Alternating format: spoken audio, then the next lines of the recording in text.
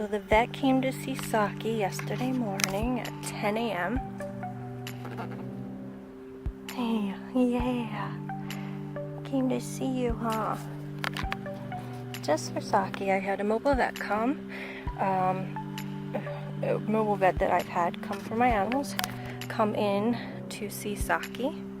I did not want to take her to a vet because before I met her at some point, she got TNR'd, and I think that was just an extremely traumatic experience for her, or for any cat really.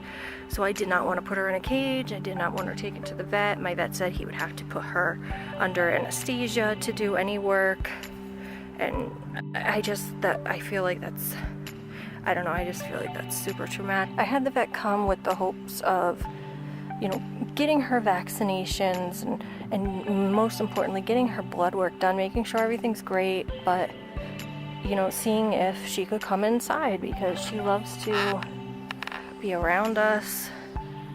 She just wants to circle me. You don't want to be on camera.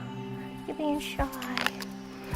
She loves my cats. They play through the door, through the glass, and through the metal screen. They literally have games that they play. And I love her, and she's part of my family here. And I wanted to be able to bring her inside.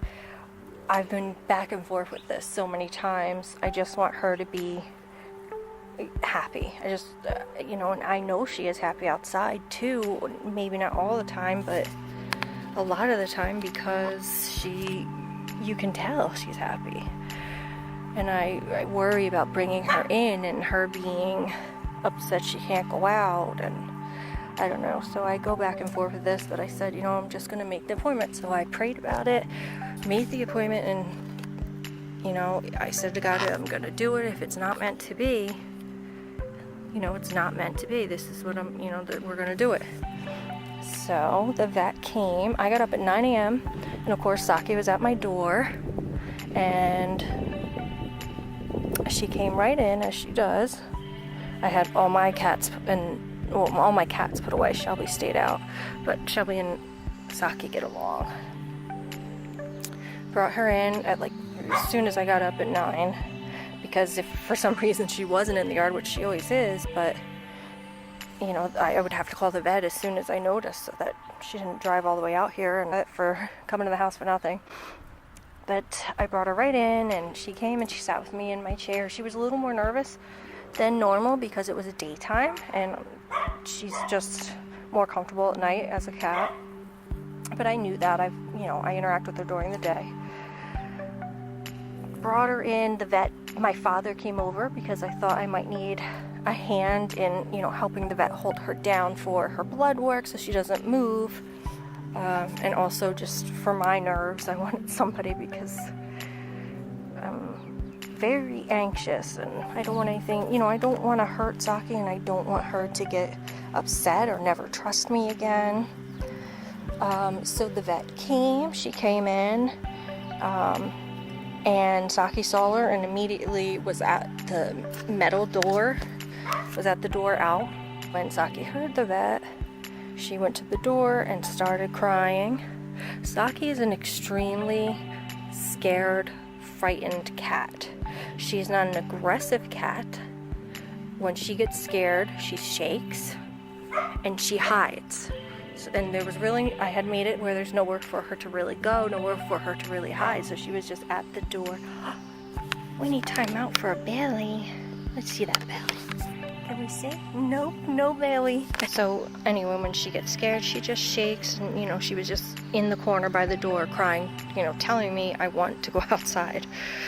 The vet came over slowly, wanted to try and sit next to her because I was sitting next to Sockie. So as I slowly moved away, the vet slowly moved closer. The vet did have a leash around her neck that she, I guess, was going to try and put on Sockie at some point. As the vet came over, Sockie started to climb my metal door to get away from her. It's a metal screen door, but it's metal for my cat so they don't ruin it. And Sockie decided she was going to climb that door, so she climbed the door, and so obviously the vet stood up, and as Sockie got to the top, she did one hiss and jumped over the vet's head from the top of the door, and then somehow got under my couch. My couch is pretty, hard to get under at that point, but she got under there. From under the couch, the vet and my father moved the couch, and at this time I'm like freaking out inside, like, oh my god, see, this is what I did not want to torture Sockie. I did not want to upset her, and she is extremely upset. They pulled the couch out, and Sockie ran and got out of the room and went to the rest of my house and hid under a cat tree. So I tried to coax her out and calm her down. I was able to calm her down, and but I was not able to coax her out, which was fine, because honestly by that point I was just so worked up, and Sockie was worked up, so I didn't want your bowl. Oh no, that's her bowl from dinner. It's a little windy. I didn't want her to have to deal with anything else.